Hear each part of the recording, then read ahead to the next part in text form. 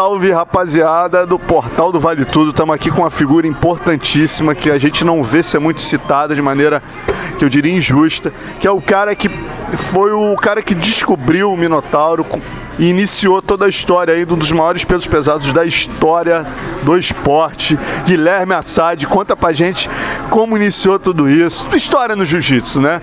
Você é aluno do De La Riva, vamos que vamos. Fala Marcelo, pessoal do Portal do Vale Tudo.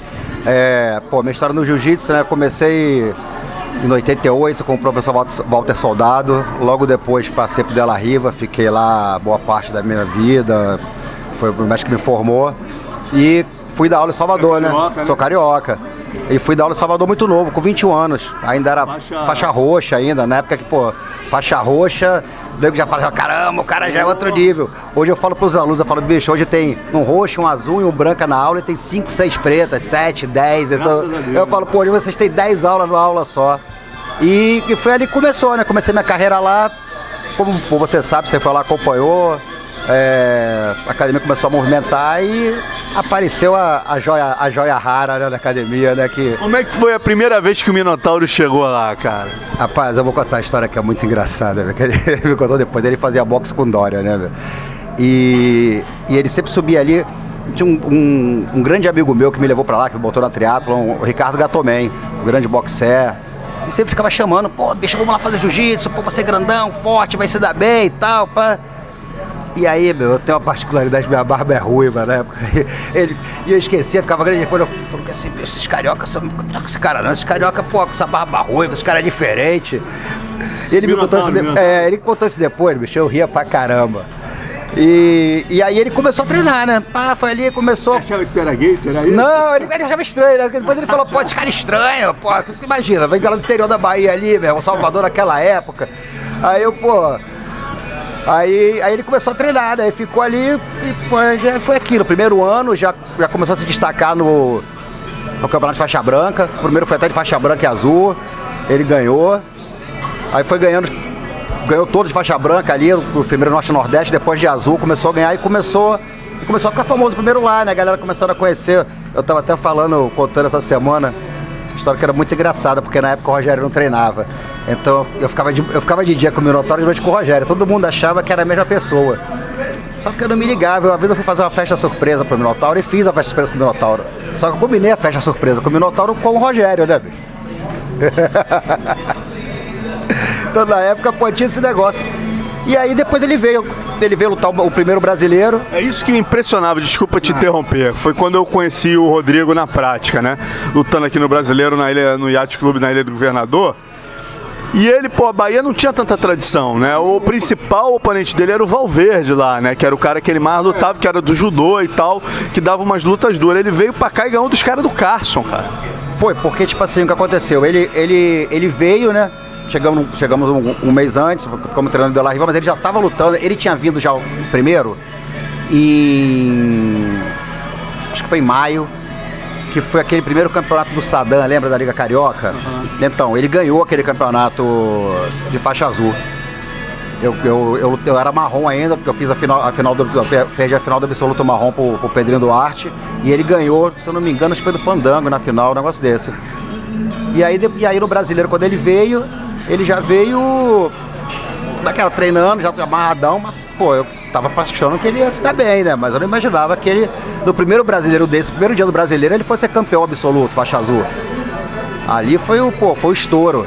Tava até comentando isso com o Everaldo ontem, que eu falei, Everaldo, foi muito maneiro, porque você ganhou o meio pesado e o Minotauro ganhou o absoluto. Everaldo Penco ganhou o absoluto e no mesmo dia, 2 vitórias, até eu trazia o Minotauro pra lutar pela academia de La Riva, né? Era a minha academia. Então, a galera tava uma época que não tava ganhando muitos campeonatos e os dois ganharam ali naquele dia. E no outro dia ele voltou e ficou em terceiro no peso pesado. Muito maneiro, né? E depois repetiu na marrom também, né? Foi, aí depois ele de roxa, ele ficou em terceiro no Brasileiro, foi vice-campeão mundial, perdeu pro Andrezão na final. Aí depois de marrom, que foi na época, aí você já lembra que ele tinha operado o ombro, que ele veio, que muita gente não sabe, que ele foi campeão pesadíssimo brasileiro de marrom, Ele estava com 2 pinos dentro da clavícula, a acromioclavicular toda abarrada de arame, que a cirurgia para tirar foi muito pior, porque ele ganhou o peso pesadíssimo, não voltou para o luta absoluto, porque não aguentou. E isso foi em outubro, né, que era brasileiro. No começo do outro ano, o Pan-Americano. E acabou que ele foi campeão pan-americano peso absoluto. E o absoluto ele ganhou de muita gente boa ali, sabe? Foi aquele negócio todo, pô, campeão absoluto, faixa marrom pan-americana. Aí logo depois ficamos lá mais um tempo e teve um aulão na academia do Marcelo Alonso, que ele tinha Della Riva em Orlando na época. E aí foi o dia que eu dei a faixa preta pra ele. Ele já ia ficar lá, porque a mãe dele morava lá, ele queria tentar a vida lá, então foi o caminho, que logo depois também ele desinvestou. Mas ele treinava mais que o normal, Assad? O que você diria que foi o diferencial do Minotauro para ele se desenvolver tão rápido? Ele se apaixonou pelo jiu-jitsu? O que ele tinha que os outros, além do talento, que os outros alunos não tinham? Não, ele treinava mais que o normal. Ele passava o dia inteiro comigo na academia. Tinha uma aula 9 horas da manhã, tinha uma aula 3 da tarde e uma 8 da noite. Ele fazia as 3 aulas. E fora que no começo, ele ainda fazia o boxe, né? Pra falar a verdade, quando o Rodrigo começou a treinar o jiu-jitsu, o Rodrigo fazia remo, lá no Vascaíno Tapaz de Pano, lá na Cidade Baixa, Salvador.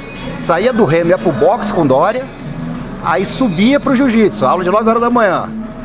E aí depois ele treinava de tarde e depois de noite. Aí começou a treinar mais o jiu-jitsu, começou ele viu que tinha o jeito, que tinha um talento, pô, que tinha estrela ali pro negócio, aí ele começou a deixar um pouco ali. O remo ele já deixou, aí depois o boxe ele foi deixando, porque ele já tava naquela que era jiu-jitsu 24 horas por dia, né? E eu lembro que eu fui fazer a matéria com o Rodrigo lá, né? Ele era faixa marrom com você.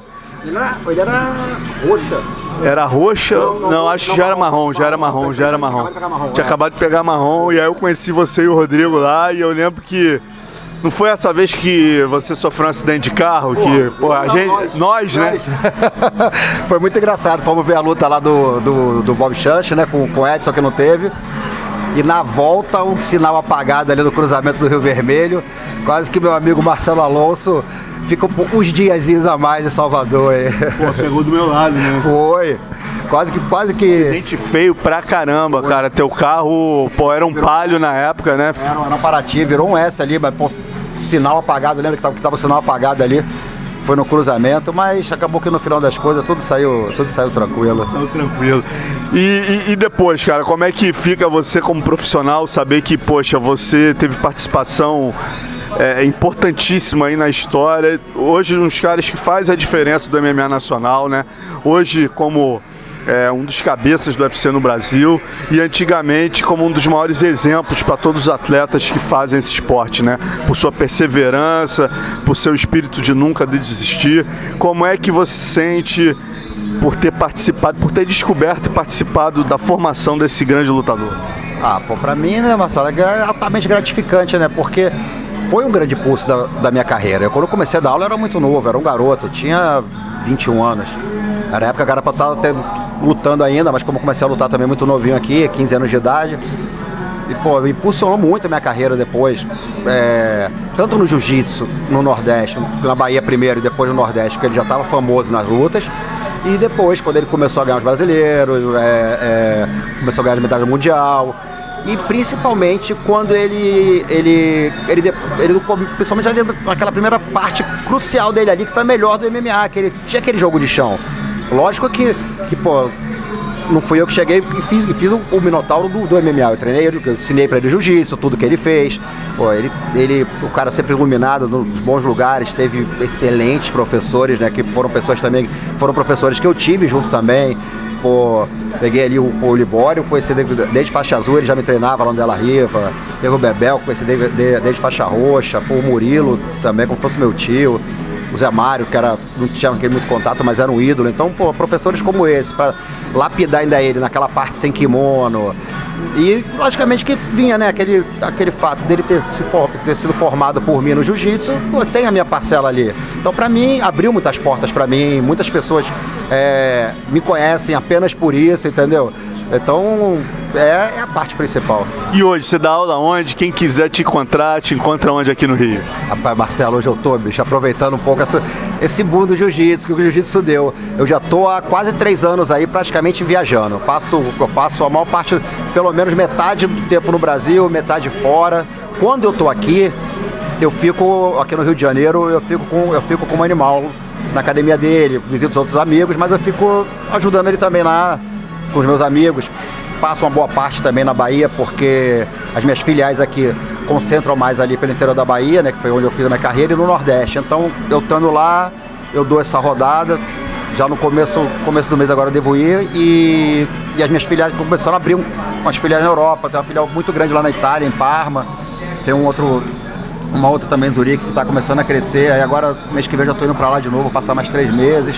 Aproveitar esse boom do jiu-jitsu, essa coisa maravilhosa que o jiu-jitsu dá pra gente, né, bicho?